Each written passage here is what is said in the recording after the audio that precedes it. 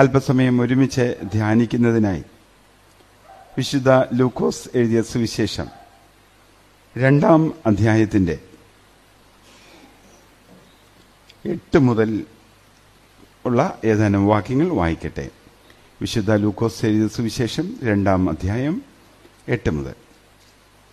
അന്ന് ആ പ്രദേശത്തെ ഇടയന്മാർ രാത്രിയിൽ ആട്ടിൻകൂട്ടത്തെ കാവൽ കാത്ത് വെളിയിൽ പാർത്തിരുന്നു. അപ്പോൾ കർത്താവിൻ്റെ ഒരു ദൂതൻ അവരുടെ അരികെ നിന്നു. കർത്താവിൻ്റെ തേജസ് അവരെ ചുറ്റിമിന്നി. അവർ ഭയപരവശരായി തീർന്നു. ദൂതൻ അവരോട്, ഭയപ്പെടേണ്ട, സർവ്വജനത്തിനും ഉണ്ടാവാനുള്ളൊരു മഹാസന്തോഷം ഞാൻ നിങ്ങളോട് സുവിശേഷിക്കുന്നു.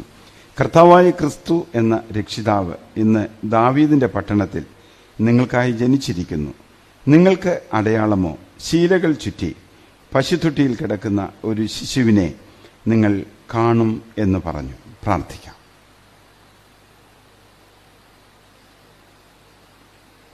ഞങ്ങളുടെ വീണ്ടെടുപ്പിനായി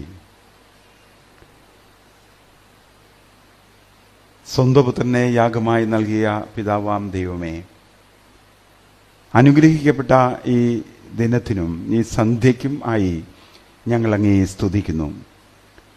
ഗുരുകുലം കുടുംബം, പ്രിയപ്പെട്ടവർ ഞങ്ങൾ ചേർന്ന് തിരുവചനത്തിൻ്റെ മുമ്പിൽ ആയിരിക്കുമ്പോൾ ഈ നോമ്പ് നാളുകളിൽ ഞങ്ങളുടെ ജീവിതങ്ങളെ ഒന്ന് ശോധന ചെയ്യുവാൻ, ക്രിസ്മസിൻ്റെ ആനന്ദം ഞങ്ങളുടെ വ്യക്തി ജീവിതങ്ങളിലും കുടുംബജീവിതങ്ങളിലും ഞങ്ങൾ അനുഭവിപ്പാൻ വചനത്താൽ ഞങ്ങളെ നിറയ്ക്കണമേ. വചനമായ ദൈവമേ, ഞങ്ങളിൽ വന്ന് പിറക്കണമേ. ആ വചനത്തിൻ്റെ വെളിച്ചത്തിൽ ഞങ്ങളെ കാണുവാൻ, ചുറ്റുപാടുകളെ കാണുവാൻ, ഞങ്ങളുടെ കാലുകൾ ദീപ്തമാകുവാൻ ഞങ്ങളെ സഹായിക്കണമേ. എല്ലാവരെയും ഒരുപോലെ അനുഗ്രഹിക്കണമേ.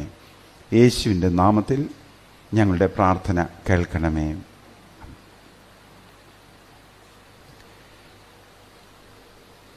ആഘോഷത്തിൻ്റെ കാലമാണ്. ആഘോഷങ്ങളുടെ ആഘോഷമെന്ന് വിശേഷിപ്പിക്കാം നമുക്ക് ക്രിസ്മസിന്. നിരത്തുകളെല്ലാം കൊടിതോരണങ്ങൾ, വൈദ്യുതാലങ്കാരത്താൽ ദീപ്തമാക്കി ആഘോഷത്തിൽ ഒന്നിനൊന്ന് മത്സരിച്ച് മുന്നേറുന്ന കാലം. ക്രിസ്മസിന്റെ സന്തോഷം അധികവും പുറമേ പ്രകടിപ്പിക്കുവാൻ ശ്രമിക്കുന്ന ഒരു വിഭാഗം. എന്നാൽ എത്ര ശ്രമിച്ചാലും അതുപോലെ ആഘോഷിക്കുവാൻ കഴിയാത്ത മറ്റൊരു വിഭാഗം. ഈ ആഘോഷങ്ങളുടെ നടുവിൽ നമുക്ക് നമ്മുടെ ആരാധ്യനെ നഷ്ടമായി പോകുന്നോ എന്ന് സംശയിക്കേണ്ടിയിരിക്കുന്നു. എപ്പോഴും പ്രകടനപരത കൂടുമ്പോൾ, ബാഹ്യമായി നമ്മൾ നമ്മെ തന്നെ അലങ്കരിക്കുമ്പോഴോ ചുറ്റുപാടുകളെ വർണ്ണശബളമാക്കുമ്പോഴോ ഒരു ഉൾവിളി നമുക്ക് ഉണ്ടാകേണ്ടതുണ്ട്. ഉള്ളിൽ കാമ്പ് കുറയുന്നുണ്ടോ എന്നുള്ളത്. ആർക്കാണ് കൂടുതൽ ഞാൻ ഇങ്ങനെയാണ്, എൻ്റെ ഭക്തി ഇങ്ങനെയാണ് എന്ന് കാണിക്കേണ്ടത്? ഉള്ളിലില്ലാത്തവർക്കാണ്. ഉള്ളിൽ അതുണ്ടെങ്കിൽ ബാഹ്യമായ പ്രകടനങ്ങളുടെ ആവശ്യമില്ല, ജീവിതം തന്നെ ആ അനുഭവമാവും. അത് നമ്മൾ പറയുന്ന ക്രിസ്ത്യാനിത്വം, ക്രിസ്തീയത എന്ന് പറയുന്നതും അത് തന്നെയാണ്. അപ്പോൾ ഇന്ന് രാത്രിയിൽ നമ്മൾ ഒരുമിച്ച് വന്നിരിക്കുന്ന ഈ വേളയിൽ രക്ഷകന്റെ അടയാളം നമുക്കെങ്ങനെ നമ്മൾ വസിക്കുന്ന ചുറ്റുപാടുകളിൽ തിരിച്ചറിയാൻ സാധിക്കും, അത് പങ്കുവയ്ക്കുവാനാണ് ഞാൻ ആഗ്രഹിക്കുന്നത്. ഞാൻ ഇങ്ങനെ നിന്നോളാം, കുഴപ്പമില്ല. ഞാൻ ഇങ്ങനെ ഒരു വശത്തേക്കായി പോയെന്ന് തോന്നില്ലേ? രക്ഷകന്റെ അടയാളം. സാക്രോണി ഏലിയാവിനോട് ചോദിച്ചു, രക്ഷകനെ എനിക്ക് ഇവിടെ ആണ് കൂടുതൽ ആളുകൾ ഇരിക്കുന്നതുകൊണ്ടാണ് ഞാൻ ഇങ്ങനെ അങ്ങ് ശ്രദ്ധിച്ചു പോകുന്നത്. എവിടെയാണ് രക്ഷകനെ കണ്ടെത്താനാകുക എന്ന് ചോദിച്ചപ്പോൾ ഏലിയാവ് സാക്രോണിയോട് പറഞ്ഞു, മഹാനഗരത്തിൽ പോയാൽ നിനക്ക് രക്ഷകനെ കാണാം. അയ്യോ, മഹാനഗരത്തിൽ പോയി എങ്ങനെ രക്ഷകനെ കാണും? അവിടെ ജനക്കൂട്ടമല്ലേ. അപ്പോൾ ഏലിയാവ് സാക്രോണിയോട് പറഞ്ഞത് ഇങ്ങനെയാ: ജനക്കൂട്ടത്തിനിടയിൽ ഒരാൾ മാത്രം മറ്റുള്ളവരുടെ പ്രവൃത്തികളിൽ നിന്ന് വ്യത്യസ്തനായിരിക്കും. മറ്റുള്ള എല്ലാവരും അവരുടെ എല്ലാ മുറിവുകളും ആ കെട്ടുകൾ അഴിച്ച് ഇങ്ങനെ ഒന്നൊന്നായി തിരികെ കെട്ടിക്കൊണ്ടിരിക്കുന്നു, ദേഹത്തെ മുറിവുകൾ. എന്നാൽ രക്ഷകൻ മാത്രം ഒരു മുറിവ് അഴിച്ച് അത് കെട്ടിയതിന് ശേഷം അടുത്ത മുറിവ് അഴിക്കും. അവനാണ് രക്ഷകൻ. അത് നമ്മുടെ ജീവിതത്തെ ദൃഷ്ടാന്തീകരിക്കുക. നമ്മളോടൊരു കാര്യത്തിന് സമയം ചോദിച്ചാൽ ഒട്ടും സമയമില്ല, അയ്യോ ആകെ തിരക്കാ.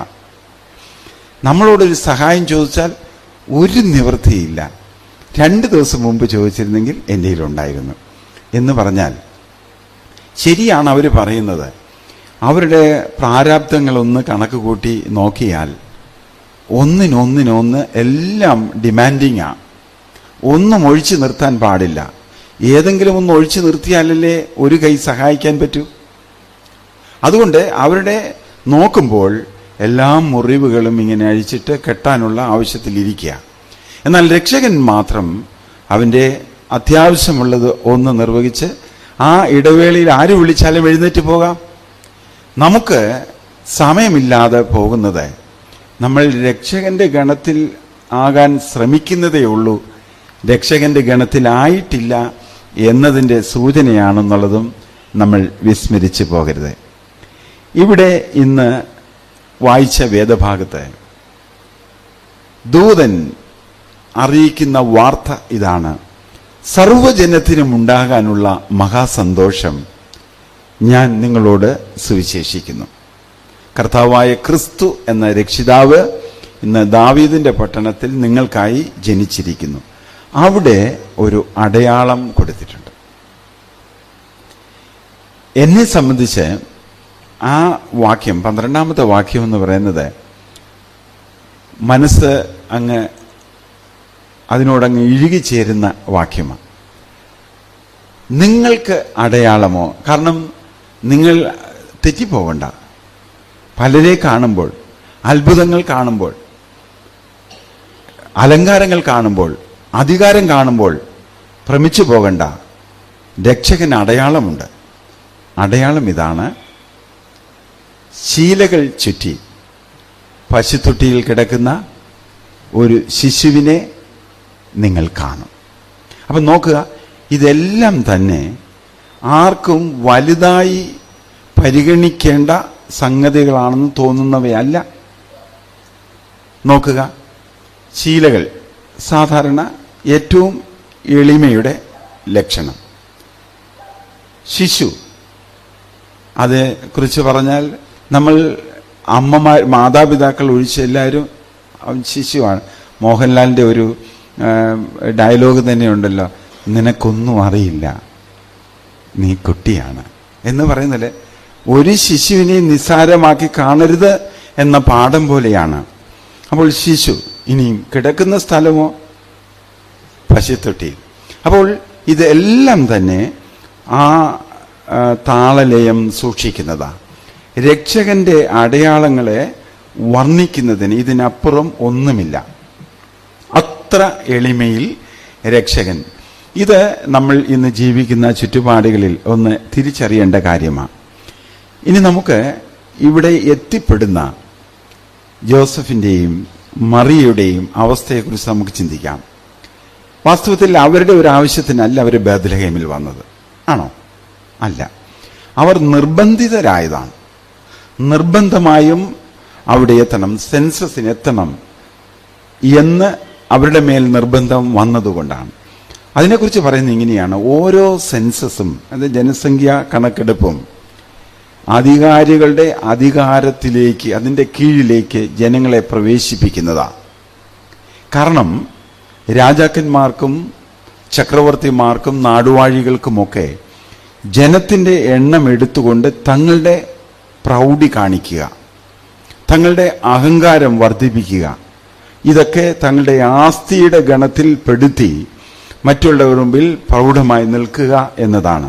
അതിന് നല്ല ഉദാഹരണമാണ് ശമൂവേൽ പ്രവാചകന്റെ 2-ാം പുസ്തകം 24-ാം അധ്യായത്തിന്റെ 1 മുതലുള്ള വാക്യങ്ങൾ വായിച്ചാൽ അവിടെ ദാവീദ് രാജാവ് ജനത്തിന്റെ എണ്ണം എടുക്കുവാൻ തന്റെ സേനാധിപതിയോട് ആവശ്യപ്പെടുന്നു. തുടക്കം ഒന്ന് വായിച്ചു നോക്കണം. യഹോവയ്ക്ക് ജനത്തോട് കോപം ഉണ്ടായി. ദാവീദിന്റെ മനസ്സിൽ ഇങ്ങനെ തോന്നിപ്പിച്ചു ഇത് ചെയ്യണമെന്ന്, അത് വേണ്ട എന്നിരിക്കെ അത് തോന്നിപ്പിച്ചു എന്നും യോബിയാവ് ചോദിക്കുന്നുണ്ട് ഒരു കാര്യം, യജമാനെ നമ്മുടെ ജനം വർദ്ധിച്ചു വരട്ടെ, അവർ പുഷ്ടിയുള്ളവരാവട്ടെ, എങ്കിലും ഇക്കാര്യം വേണോ എന്ന് ചോദിക്കുന്നു. അവിടെ നമ്മൾ വായിക്കുന്നു, അവൻ നിർബന്ധിതനായി, രാജകൽപ്പന പാലിക്കുന്നതിന് അവൻ നിർബന്ധിതനായി, അവർ നിർബന്ധിതരായി. അങ്ങനെ കണക്കെടുത്തു കഴിഞ്ഞ് ആ അധ്യായം അവസാനിക്കുന്നതിന് മുമ്പ് നമ്മൾ കാണുന്നുണ്ട് ദാവീദിന് കുറ്റബോധമുണ്ടായി ദൈവസന്നിധിയിൽ കരഞ്ഞു പ്രാർത്ഥിക്കുന്നു, അയ്യോ ഞാൻ മഹാപാപം ചെയ്തു. നമ്മൾ ചിന്തിച്ചാൽ ജനസംഖ്യ കണക്കെടുക്കുന്നത് ഒരു മഹാപാതകമാണെന്ന് നമുക്ക് തോന്നത്തില്ല. എന്നാൽ നിന്റെ പ്രൗഢി, നിന്റെ വലിപ്പം കാണിപ്പാൻ നീ ജനത്തെ എണ്ണിയെങ്കിൽ അതാണ് പാപം. അത് ദാവീദെന്നല്ല, ആര് ചെയ്താലും അതാണ് പാപം. അവിടെ സംഭവിക്കുന്നുണ്ട്. പശ്ചാത്താപം കൊണ്ട് വിവശനായ ദാവീദിന് മുമ്പിൽ 3 മാർഗങ്ങളാണ് വയ്ക്കുന്നത്. അതേക്കുറിച്ച് ഞാൻ പറഞ്ഞു പോകുന്നില്ല. ഒടുവിൽ 70,000 പേർ, ഇസ്രായേൽ ജനത്തിൽ 70,000 പേർ ആണ് അന്ന് പട്ടുപോയത്. എന്ന് പറഞ്ഞാൽ ഇവർ നിർബന്ധിതരാകുകയാണ്.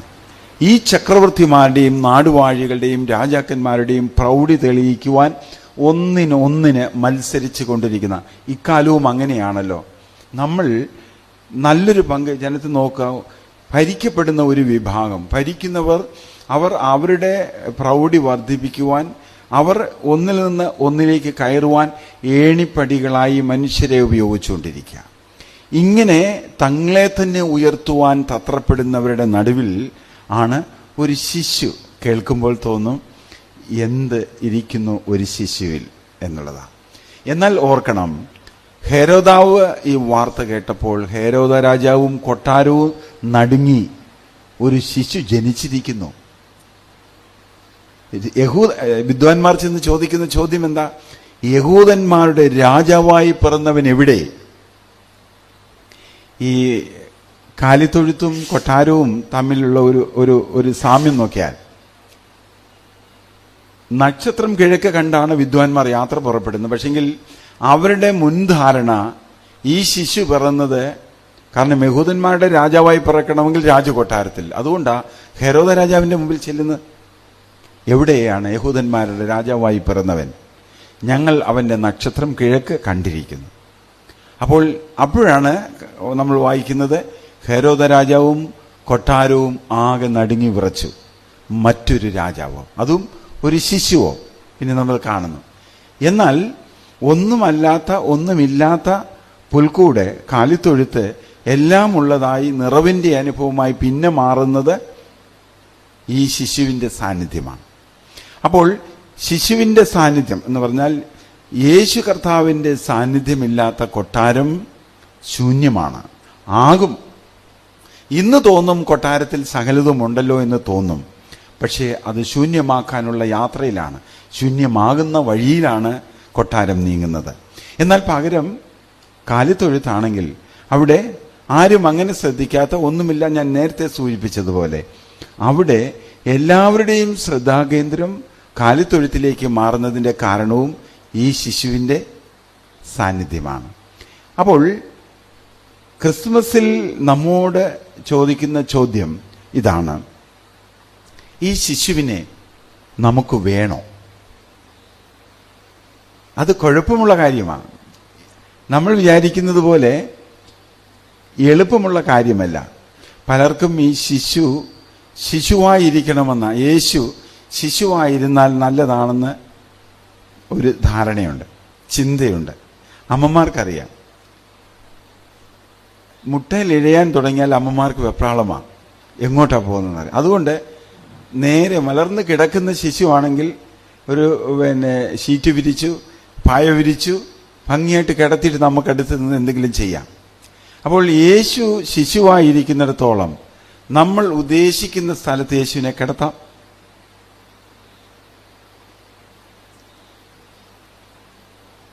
എത്ര സമയം കിടക്കണമെന്ന് നമ്മൾ തീരുമാനിക്കുന്നു. നമുക്ക് മാറ്റി കിടത്താം, നമ്മൾ പോകുന്നിടത്ത് കൊണ്ടുപോകാം. അങ്ങനെ നമ്മൾ യേശുവിൻ്റെ കസ്റ്റോഡിയൻസ് ആകുക, യേശു നമ്മുടെ ചൊൽപ്പടിക്ക് നിൽക്കുക. പലപ്പോഴും ഇങ്ങനെയാ ഈ കുട്ടൂസിൻ്റെയും മായാവിയുടെയും കഥയിലെ മായാവിയെ കുറിച്ച് പറയുന്നത്. ഒരാൾ എഴുതി, ഈ മായാവി എന്താ വളരാത്തത്? മായാവി വളരുന്നില്ലല്ലോ, കഥ പോവും മായാവി വളർന്നാൽ എന്ന പോലെ യേശു വളരാ. ഞാൻ ചോദിക്കുന്നത്, വർഷങ്ങളായി നമ്മൾ ഈ ക്രിസ്മസ് ആഘോഷിക്കുകയും യേശു ഉള്ളിൽ പിറക്കണമെന്ന് നമ്മൾ പറയുന്നതും എന്തേ ഉള്ളിൽ പിറക്കാതെ പോയത്? അങ്ങനെ ഞാൻ ചോദിക്കുന്നതിന്റെ കാരണം, പിറന്നെങ്കിൽ വളരാതിരിക്കില്ല. ഗർഭവതിയായ സ്ത്രീ 9 മാസം കഴിയുമ്പോൾ അല്ലെ 10 മാസത്തിനുള്ളിൽ കുഞ്ഞിന് ജന്മം നൽകണം. നമ്മുടെ ശിശു എവിടെ? വളർന്നോ? നമ്മൾ ചോദിക്കില്ലേ, കുഞ്ഞിനിപ്പോൾ എന്ത് പ്രായമായി? നമ്മിലെ യേശു വളർന്നിട്ടുണ്ടോ? കാരണം അവൻ നമ്മുടെ മിഥ്യാധാരണകളെ മാറ്റുന്നവനാണ്, പുറംപൂച്ചുകളെ അവൻ ഉല്ലംഘിക്കുന്നവനാണ്, അല്ലേ? അതിരുകളെ ലംഘിക്കുന്നവനാണവൻ. നമ്മൾ വയ്ക്കുന്ന ചട്ടക്കൂടിന് പുറത്തേക്ക് പോകുന്നവനാണ്, അതിരുകൾ ഭേദിക്കുന്നവനാണവൻ. സ്നേഹം കൊണ്ട് ഒരു വലിയ സാമ്രാജ്യം തീർക്കുന്നവനവൻ. മൂല്യങ്ങളെ വിപണനം ചെയ്യുന്നവനാണവൻ. ഒരിക്കലൊരാൾ പറഞ്ഞു, അവന്റെ വ്യാപാരം എന്നത് നഷ്ടക്കച്ചവടമാണ്. നമ്മളാണല്ലോ ഏത് വ്യാപാരം ചെയ്താലും ലാഭം വേണമെന്ന്. എന്നാൽ അവന്റെ വ്യാപാരമെല്ലാം നഷ്ടത്തിലാണ് കലാശിച്ചിട്ടുള്ളത്. എന്ത് ചെയ്താലും അതിൻ്റെ പഴി തിരികെ ലഭിക്കുക. ഏറ്റവും ഒടുവിൽ അവൻ തന്നെ കൊടുത്തുകൊണ്ടാണ് സ്നേഹിച്ചത്. അവിടെ ആകെ നേട്ടം ഒന്ന് മാത്രമാണ്, നമ്മുടെ ആത്മാക്കൾ. ഓരോ മനുഷ്യന്റെയും വീണ്ടെടുപ്പ് രക്ഷകന്റെ രക്ഷാപദ്ധതിയിൽ ഉള്ളതാണ്. നമ്മളെല്ലാം പേര് പറഞ്ഞ് അവൻ നമ്മെ വിളിച്ചിട്ടുള്ളതും തിരഞ്ഞെടുക്കപ്പെട്ടിട്ടുള്ളവരുമാണ് എന്നുള്ളതും വിസ്മരിക്കേണ്ട. അപ്പോൾ ഈ ശിശുവിനെ നമുക്ക് വേണോ എന്ന് ചോദിക്കുമ്പോൾ പലപ്പോഴും വിചാരിക്കും, ഇത്ര പ്രശ്നമാണെങ്കിൽ നമുക്ക് ഈ ശിശുവിനെ അങ്ങ് ഒഴിവാക്കാം എന്നായി പലപ്പോഴും നമ്മൾ ചിന്തിക്കുന്നത്. ഈ ഇന്നലെ ആയിരുന്നല്ലോ ഭദ്രാസനത്തിൻ്റെ സൃഷ്ടിക്കൊരു സങ്കീർത്തനം. ഞാനിങ്ങനെ 2-3 പേരുകൾ ഇങ്ങനെ മനസ്സിൽ വെച്ച് നോക്കാം. സൃഷ്ടിക്കൊരു സങ്കീർത്തനം, അതിനകത്ത് നമുക്ക് എന്താ റോള് എന്നിങ്ങനെ ഞാൻ ചിന്തിച്ചു. പുൽക്കൂട്ടിൽ പൂക്കാലം, നമ്മുടെ സഭയുടെ തന്നെ മറ്റൊരു ഇത് പുൽക്കൂട്ടിൽ പൂക്കാലം. തിരുവനന്തപുരം ഭദ്രാസനത്തിൽ ഗോഡ്സ് ഓൺ നൈറ്റ് എന്ന് പറഞ്ഞത്. ഇതെല്ലാം പുൽക്കൂട്ടിൽ പൂക്കാലം ഉണ്ടെങ്കിൽ നമുക്കെന്താണ്? ഗോഡ്സ് ഓൺ നൈറ്റിൽ നമ്മുടെ പങ്കെന്താണ്? സൃഷ്ടിക്കൊരു സങ്കീർത്തനത്തിൽ എൻ്റെ സങ്കീർത്തനം എന്താണ്? നമ്മൾ കളക്റ്റീവായി നമ്മൾ പറയും ഇത് ധന്യമാണ്, ശ്രേഷ്ഠമാണ് എന്ന് പറയുമ്പോൾ വ്യക്തിപരമായി നമുക്ക് ഇതിനകത്ത് ഇഴുകിച്ചേരാൻ സാധിക്കുന്നുണ്ടോ? ഇതാണ് നമ്മൾ ചിന്തിക്കേണ്ട ഒരു കാര്യം. എൻ്റെ വ്യക്തിപരമായ അടുപ്പം രക്ഷകനോടുള്ള ബന്ധത്തിൽ എങ്ങനെയുണ്ട്? ഇത് നമ്മളൊന്ന് ചിന്തിക്കാൻ ഞാനത് പറഞ്ഞു വന്നത്. സൃഷ്ടിക്കൊരു സങ്കീർത്തനത്തിൽ കലയപുരം മാർത്തോമ റെസിഡൻഷ്യൽ സ്കൂളിലെ കുഞ്ഞുങ്ങൾ പ്രോഗ്രാം അവതരിപ്പിച്ചു. നിങ്ങൾ അതിൽ പങ്കെടുത്തവരും ഓൺലൈനിൽ അത് നിരീക്ഷിച്ചവരൊക്കെ കണ്ടതാണല്ലോ. ആദ്യം ഒരു അമ്മയും കുഞ്ഞും, ഒന്നുകിൽ അങ്ങനെയാണ് ഞാൻ മനസ്സിലാക്കിയത്, അവരിങ്ങനെ കുപ്പി പെറുക്കി അങ്ങനെ തെരുവോരങ്ങളിൽ കഴിയുന്നു. 2 ബന്ന് അമ്മയ്ക്കും കുഞ്ഞിനും ഓരോന്ന്. അവരത് കഴിക്കുന്നതായിട്ട് ഭാവിക്കുന്നു. ഒടുവിൽ ക്ഷീണിച്ച് അമ്മയുടെ മടിയിൽ ഈ കുഞ്ഞ് മയങ്ങുന്നു. അങ്ങനെ ഒരു അവശതയുടെ ഒരു ചിത്രമാണ് ആദ്യം നമുക്ക്, അതായത് നിരാലംബരുടെ, നിസ്സഹായരുടെ ഒരു ചിത്രമാണ് അവിടെ നമുക്ക്. മറുഭാഗത്ത് ആഘോഷത്തിൻ്റെ ഒരു തിമിർപ്പ് കാണുന്നുണ്ട്. ഓരോ മ്യൂസിക്കിൽ അവർ വരുന്നുണ്ട്, ഓരോ വിധത്തിൽ അവർ കലാപ്രകടനങ്ങൾ നടത്തുന്നുണ്ട്. ഏറ്റവും ഒടുവിൽ അവിടെയാണ് ഇതിന്റെ ക്ലൈമാക്സിലേക്ക് വരുന്നത്. ഏറ്റവും ഒടുവിൽ ഈ കുഞ്ഞിനെയും അമ്മയെയും അവർ വന്ന്, അതായത് അവരെ സന്ദർശിച്ചവർ ശ്രദ്ധിക്കുകയും അവരുടെ കരുതലിന് ഇവർ പാത്രീഭവിക്കുകയും കുഞ്ഞിന്റെ ജീർണവസ്ത്രം മാറ്റി അതിന്റെ മുകളിൽ ഒരു പുത്തനുടുപ്പ് അതിനെ അണിയിക്കുകയും ചെയ്യുന്നതോടുകൂടി ഈ അമ്മയും കുഞ്ഞും നൃത്തച്ചുവടുകൾ വെച്ച് ആ നൃത്തക്കാരോടൊപ്പം നൃത്തം ചെയ്യുന്നു എന്നതാണ്. അപ്പോൾ നമ്മുടെ എനിക്ക് ലഭിച്ച പാഠം, നമ്മുടെ ക്രിസ്മസ് ആഘോഷം ഈ ഇവരുടെ കലാപ്രകടനം ആരംഭിച്ചപ്പോൾ മുതൽ ഇവർ ഈ നൃത്ത ചുവടുകൾ ആരംഭിക്കുന്നത് വരെ അവരെ ബാധിച്ചിട്ടില്ല, അവരെ സ്പർശിച്ചിട്ടില്ല. അവർക്കത് ഏതുമല്ലാത്തതുപോലെ തോന്നി. എന്നാൽ ഇത് എനിക്ക് വേണ്ടി എൻ്റെ ജീവിതത്തിന് മാറ്റമുണ്ടാക്കുന്ന ഒരു സ്പർശനമാണ്, ഒരു ഇടപെടലാണ്, ഒരു സമീപനമാണെന്ന് ബോധ്യം വന്ന് അവരുടെ മുഖത്ത് ആ പുഞ്ചിരി, ആ നിരാശ മാറി അവർ പുഞ്ചിരിക്കാനും ചുവടുകൾ വയ്ക്കാനും തുടങ്ങിയപ്പോൾ അവിടെ അതിന് അർത്ഥം വന്നു. അപ്പോൾ ഞാൻ പറഞ്ഞു വന്നത്, നമ്മുടെ ക്രിസ്മസ് ആഘോഷം നമ്മുടെ കൂടെയുള്ളവർക്ക്, നമ്മുടെ സമീപത്തുള്ളവർക്ക്, നമ്മൾ ഇടപെടുന്ന മേഖലകളിൽ ഉള്ളവരുടെ മുഖത്ത് ഒരു പുഞ്ചിരി പടർത്താൻ കഴിയാത്തതാണെങ്കിൽ എത്ര തീവ്രമായ ഭക്തിയാണ് നമ്മൾ പ്രകടിപ്പിക്കുന്നത് എന്ന് പറഞ്ഞാലും തമ്പുരാന്റെ മുമ്പാകെ അത് ഭക്തിയായി പരിണമിക്കുമോ എന്ന് എനിക്ക് നിശ്ചയമില്ല. എന്നെക്കുറിച്ച് എന്നെ കൂടെ ഉൾപ്പെടുത്തിക്കൊണ്ടാണ് ഞാൻ പറയുന്നത്. അപ്പോൾ നമ്മുടെ ആഘോഷങ്ങൾ, അതിൽ പങ്കെടുക്കുന്നവർക്ക് അവർക്ക് വ്യക്തിപരമായി അവരുടെ ആഘോഷമായി പരിണമിക്കാതിരിക്കുന്നിടത്തോളം, ഞാൻ ചോദിച്ചു, ഈ ദീപാലങ്കാരങ്ങൾ എൻ്റെ ഒരു ഇടവകയിൽ അവിടെ ഇതിന് മുടക്കാൻ എങ്ങനെയെങ്കിലും, അത് യുവജനസഖ്യം പാട്ടുപാടാൻ കരോൾ റൗണ്ട്സിന് ഇറങ്ങും. ഒരു പക്ഷെ എന്നോട് പറഞ്ഞു, വെച്ചാൽ ഞങ്ങൾ 250 വീട്ടിൽ പോയി 2,70,50,000 രൂപ ഞങ്ങൾ കളക്ട് ചെയ്തു. 2 ലക്ഷം രൂപയോളം ക്രിസ്മസിന് മുടക്കുക, അതായത് വർണ്ണശബളമാക്കുക. പള്ളി മുഴുവൻ അലങ്കരിച്ചു, അവിടെ ചുറ്റും നിൽക്കുന്ന മരങ്ങളെല്ലാം അലങ്കരിച്ചു, മതിലെല്ലാം ഈ ഇലുമിനേറ്റ് ചെയ്തു, എല്ലാം റെഡിയാക്കി. അച്ഛാ, ഈ പ്രാവശ്യത്തെ ആഘോഷം ഗംഭീരമായിരുന്നു. മറ്റ് പല പള്ളികളിൽ നിന്നും ആളുകൾ ഇത് കാണാൻ ഇവിടെ വന്നു എന്നോ. അപ്പോൾ നമ്മൾ ചിന്തിക്കേണ്ട ഒരു കാര്യം, അത് നല്ലതാണോ എന്ന് ചോദിച്ചാൽ നല്ലതല്ല എന്നാണ് ഞാൻ പറയുന്നത്. എന്നാൽ ചില കാര്യങ്ങൾ ചെയ്യുമ്പോൾ മാറാനാവാത്ത സാഹചര്യത്തിൽ അവിടെ നിൽക്കും നമ്മൾ. എത്രയോ പേരുടെ കണ്ണീരൊപ്പാൻ കഴിയുന്നതായിരുന്നു. അങ്ങനെ ഒരു ചിന്ത എന്തേ നമ്മുടെ തലമുറയുടെ ഉള്ളിൽ വേരോടാത്തത്? ഇതെന്തിനാണ് ഇത്രയും ചിലവ്? എന്താ പറയുക, കുഞ്ഞുങ്ങൾ അവരെ ആഹ്ലാദിക്കാൻ പര്യാപ്തമായത് വേണം, അതിൽ നിർത്തണം. അതിനപ്പുറത്ത് ഞാൻ വേറൊരു കാർട്ടൂൺ കണ്ടത് ഓർക്കുന്നു. ഒരിടത്ത് ഒരു കുഞ്ഞ് തന്നെ നിർബന്ധിച്ച് പോഷകാഹാരങ്ങൾ കഴിപ്പിക്കാൻ, അതിൽ ബ്രോക്കലി, നട്ട്സും അതും ഇങ്ങനെ ഒത്തിരി കാര്യങ്ങൾ ഒരു പ്ലേറ്റ് കൂമ്പാരമായിട്ടിരിക്കുന്നു. അമ്മേ, എനിക്ക് ഈ ആഹാരം വേണ്ട എന്ന് പറഞ്ഞ് കുഞ്ഞു വായു പൊത്തുന്നു. തൊട്ട് താഴെ ഒരു കുഞ്ഞ് തൻ്റെ ജ്യേഷ്ഠൻ്റെ മടിയിൽ അവശനായി വിശന്ന് തളർന്ന് കിടക്കുമ്പോൾ ജ്യേഷ്ഠൻ അനുജനോട് പറയുന്നു, നമുക്ക് നാളെയെങ്കിലും എന്തെങ്കിലും കഴിക്കാൻ കിട്ടും, നാളെയെങ്കിലും എന്തെങ്കിലും കിട്ടും.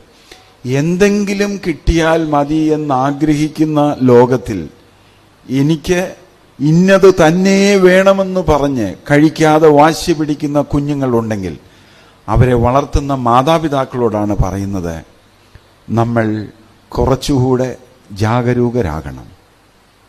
കാരണം എനിക്ക് അല്പം കഞ്ഞി കിട്ടിയാൽ മതി എന്ന് പറയുമ്പോൾ, ബിരിയാണി വേണ്ട, പകരം വേറെ വേണം എന്ന് രാത്രിയിൽ പട്ടിണി കിടക്കാൻ സമരം കൂട്ടുന്ന കുഞ്ഞിനെ നമ്മൾ ഗുണപാഠം പഠിപ്പിച്ചേ പതിയാകും.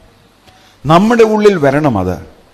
ഇതില്ലാതെ കഴിയുന്ന ആളുകൾ ഉള്ള ലോകത്താണ് കുഞ്ഞെ നമ്മൾ ജീവിക്കുന്നത് എന്നുള്ളത് മറക്കരുത് എന്ന് അവരോട് പറയേണ്ടതും ആവശ്യമാണ്. യേശു കുഞ്ഞിനെ പുൽക്കൂട്ടിൽ നൽകി കഴിയുമ്പോൾ നമ്മൾ കാണുന്നുണ്ട്, ശിശു പിറന്നു എന്ന് കേൾക്കുമ്പോൾ ഹേരോദാവ് വിദ്വാൻമാരോട് പറയുന്നു, പോയി കണ്ടുവരണം, എനിക്കും അവനെ പോയി നമസ്കരിക്കാമല്ലോ. എന്നാൽ ദൂതൻ അറിയിച്ചനുസരിച്ച് അവർ വേറെ വഴിയായി മടങ്ങിപ്പോയി കഴിഞ്ഞപ്പോൾ താൻ കബളിപ്പിക്കപ്പെട്ടു എന്ന് തിരിച്ചറിഞ്ഞ ഹെരോദാവ് ചെയ്തത് നമ്മൾ വായിക്കുന്നുണ്ട്. ആ കാലം നോക്കിയിട്ട്, അപ്പോൾ കുറേ സമയം കഴിഞ്ഞാണ് ഇത് ചെയ്യുന്നത്, 2 വയസ്സിന് താഴെയുള്ള കുഞ്ഞുങ്ങളെ. അപ്പോൾ നോക്കുക, ഒരു ശിശു, നമ്മളത് വായിക്കുന്നു, റാമയിൽ വിലാപമാണ്, അമ്മമാരുടെ വിലാപമാണ്. എന്താ? തങ്ങളുടെ കുഞ്ഞുങ്ങൾ നഷ്ടമായതുകൊണ്ട് അവർക്ക് ആശ്വാസത്തിന് വകയില്ലാതെ വണ്ണം കരയുക. ഇന്ന് വാസ്തവത്തിൽ അത് സംഭവിക്കുന്നുണ്ട്. ഈ ശിശുവിനെ സ്വീകരിക്കുന്നവരുടെ വീടുകൾ ഒറീസയിലാണെങ്കിലും ഉത്തർപ്രദേശിലാണെങ്കിലും മധ്യപ്രദേശിലാണെങ്കിലും ഇന്നും അവർക്കും വിലാപമാണ്. ആശ്വസിക്കുവാൻ വകയില്ലാതെ വണ്ണം അമ്മമാർ തേങ്ങി കരയുകയാണ് തങ്ങളുടെ മക്കളെ ചൊല്ലി. അവർ പള്ളികൾ നശിപ്പിക്കുന്നതിന് കാരണമുണ്ട്. പള്ളികൾ നശിപ്പിക്കുന്നതിൻ്റെ കാരണം, പള്ളികൾ തകർക്കപ്പെട്ടാൽ പള്ളിക്കൂടങ്ങൾ തകർക്കപ്പെടും.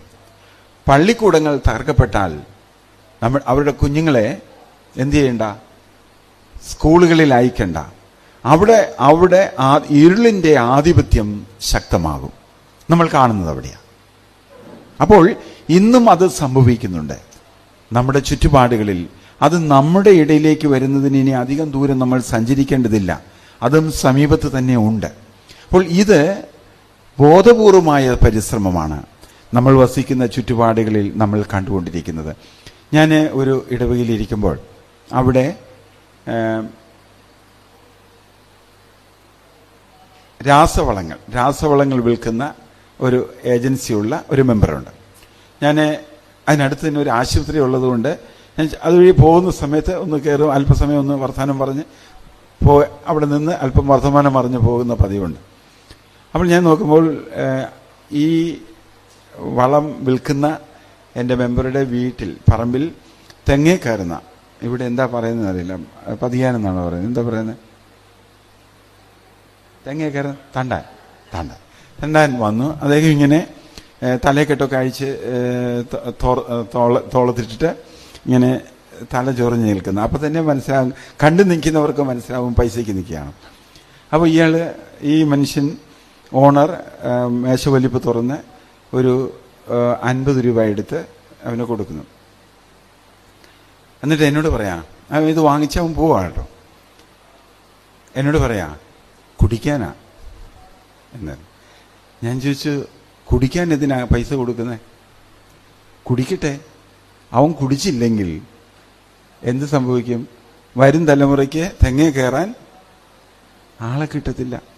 തെങ്ങേ കയറാൻ ആളെ കിട്ടത്തില്ല. എൻ്റെ പറമ്പിലെ തെങ്ങേ കയറാൻ ആളെ കിട്ടത്തില്ല. അവൻ കുടിച്ച് കടമായി അവൻ്റെ പിള്ളേരും കുടുംബവും ആ ദാരിദ്ര്യത്തിൽപ്പെട്ട് ഉലഞ്ഞ് അവൻ്റെ കുടുംബം ഇങ്ങനെ നിൽക്കും. എന്ന് വിളിച്ചാലും എൻ്റെ തെങ്ങേ കയറാൻ. അപ്പോൾ നോർത്ത് ഇന്ത്യയിലൊക്കെ കന്നുകാലികളെ മേയ്ക്കാൻ ആളെ കിട്ടണമെങ്കിൽ കുട്ടികൾ സ്കൂളിൽ പോകാതിരിക്കണം. നോക്കുക, ഒരു ശിശുവും ചെറുതല്ല. നമുക്ക് നൽകുന്ന പാഠം അതാണ്. അവരെ വളർത്തുന്നതിൽ നമുക്ക് വീഴ്ച സംഭവിച്ചാൽ തലമുറ പോയിന്ന്. അതല്ലേ പറയുന്നത്, തൊട്ടിലാട്ടും കരങ്ങളല്ലോ വിശ്വത്തെ നയിക്കുന്നത്. അപ്പോൾ നമുക്കുള്ള ഉത്തരവാദിത്തമാണ് ആ ശിശുവിനെ വളർത്തുക എന്നുള്ളത്. പൈതലായ യേശു ഇന്ന് നമ്മുടെ മുമ്പിൽ വയ്ക്കുന്ന ചോദ്യവും ഇതുതന്നെയാണ്. നമുക്ക് ആ ശിശുവിനെ ആവശ്യമുണ്ടോ എന്നുള്ളത്. ശിശുവിനെ നമ്മൾ സ്വീകരിക്കുമ്പോൾ നമുക്ക് ഉണ്ടാകാവുന്ന പ്രതിബന്ധങ്ങൾ, വെല്ലുവിളികൾ ഏറെയാണ്. പിന്നീട് നമുക്ക് ആ ശിശുവിൻ്റെ പാതയിൽ സഞ്ചരിച്ചേ പറ്റൂ. നമ്മുടെ അജണ്ടകളൊന്നും തന്നെ നടക്കില്ല. നമ്മുടെ ഒരു അജണ്ടയും അവിടെ നടക്കില്ല. ശിശുവിൻ്റെ വഴി അതായിരിക്കും നമുക്ക് മാതൃക. അതല്ലേ, അവൻ ശിശുക്കളുടെയും മുല കുടിക്കുന്നവരുടെയും വായിൽ നിന്ന് എന്താ ചെയ്തിരിക്കുന്നത്? അവിടെയാണ് ബലമൊരുക്കിയിരിക്കുന്നത്, അവിടെയാണ് ജ്ഞാനം നിറച്ചിരിക്കുന്നത്. കാരണം അവരിലൂടെയാണ് ലോകത്തെ അവൻ നയിച്ചു കൊണ്ടിരിക്കുന്നത്. നോക്കുക, വിദ്വാൻമാർ ഒരുപക്ഷെ വിശ്വസിച്ചില്ല, ആട്ടിടയന്മാർ വിശ്വസിച്ചു. ഇവർ തമ്മിലുള്ള വ്യത്യാസം. നമുക്കും പലപ്പോഴും അറിവ് കൂടിയാൽ, ജ്ഞാനം വർദ്ധിച്ചാൽ പലതും നമുക്ക് അവിശ്വസനീയമാണ്.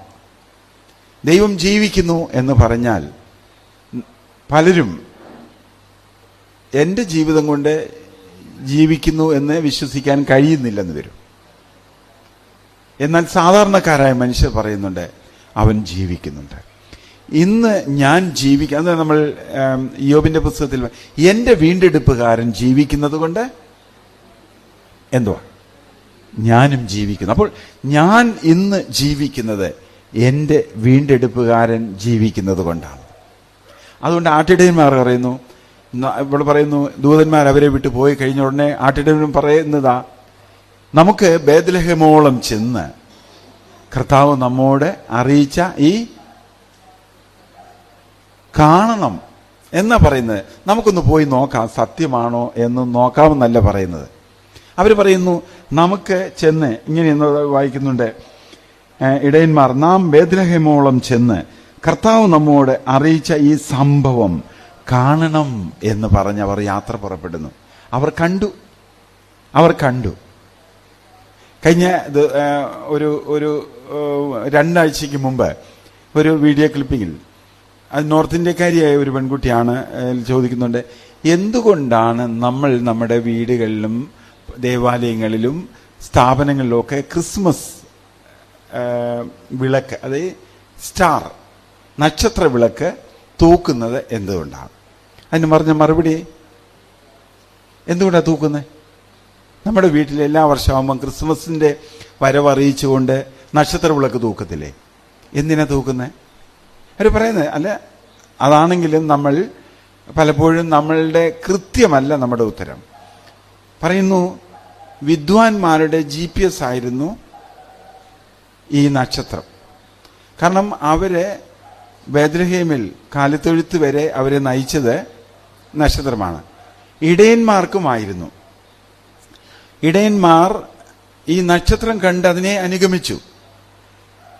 ശിശുവും മാതാപിതാക്കളും യോസഫും മറിയയും പാർക്കുന്നയിടത്ത്, എന്നാൽ പുൽക്കൂടിന് മുകളിൽ വന്ന് അവിടെ വന്ന് നക്ഷത്രം നിന്നപ്പോൾ അതിന്റെ ചുവട്ടിൽ കണ്ടു യേശു പൈതലിനെ മാതാപിതാക്കളോടൊപ്പം കണ്ടു. അപ്പോൾ ഒരു നക്ഷത്ര വിളക്ക് തൂക്കുമ്പോൾ നമ്മൾ പറയുന്നത് ഇവിടെ യേശു ഉണ്ട്. എന്നിട്ട് അവർ ചോദിക്കുക, നക്ഷത്ര വിളക്ക് തൂക്കുന്നവരെ, ഇന്ന് നിങ്ങളുടെ നക്ഷത്ര വിളക്കിന്റെ ചുവട്ടിൽ, നിങ്ങൾ പാർക്കുന്ന നിങ്ങളുടെ ഭവനത്തിൽ യേശു ഉണ്ടോ? നിങ്ങളുടെ ഹൃദയത്തിലുണ്ടോ? ഇല്ലെങ്കിൽ നക്ഷത്ര വിളക്കിന്റെ അർത്ഥം പോയിന്ന. ശരിയല്ലേ? ചിന്തിച്ചു നോക്കിയാൽ. അപ്പോൾ എന്താ നമ്മൾ ചെയ്യുന്നത്? ഇവിടെ യേശു ഉണ്ട് എന്ന് നമ്മൾ സാക്ഷ്യപ്പെടുത്തുകയാണ് നക്ഷത്ര വിളക്ക് തൂക്കിക്കൊണ്ട്. അപ്പോൾ ഞാൻ പറഞ്ഞു വന്നത്, അവനെ പിൻപറ്റുവാൻ നമ്മൾ നിർബന്ധിതരാകും. ആ പൈതലിനെ നമ്മൾ സ്വീകരിക്കുന്നതിലൂടെ നമുക്ക് അതിന് സാധിക്കുമെങ്കിൽ, അവിടെയാണ് നമ്മൾ കാണുന്നത് ചെറിയ മനുഷ്യരെ കൊണ്ടും ചെറിയ കാര്യങ്ങൾ കൊണ്ടും വലിയ കാര്യങ്ങളെ സാധിപ്പിക്കുന്ന വലിയ തമ്പുരാൻ. അരുന്ധതി റോയിയുടെ ഗോഡ് ഓഫ് സ്മോൾ തിങ്സ് എന്ന പുസ്തകത്തിൽ പറഞ്ഞിരിക്കുന്നത് പോലെ ചെറിയ കാര്യങ്ങളിൽ ദൈവം വളരെ, അങ്ങനെയാണ് കർത്താവിൻ്റെ പരസ്യ ശുശ്രൂഷയും നമ്മൾ കാണുന്നത്.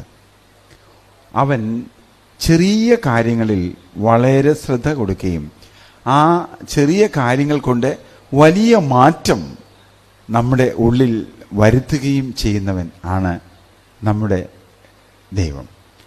അവൻ ചെറിയ കാര്യങ്ങൾ കൊണ്ട്, അതിന് നല്ല ഉദാഹരണമാണ് മല്ലനായ ഗോലിയാത്തിന്റെ മുമ്പിലെ ദാവീദിന്റെ പ്രകടനം. അവൻ ഒരു പടയാളിയുടെ എല്ലാ വേഷവിധാനങ്ങളോടും കൂടെ നിൽക്കുന്നു. വാളും പരിചയും ഒക്കെ അവന്റെ പക്കലുണ്ട്.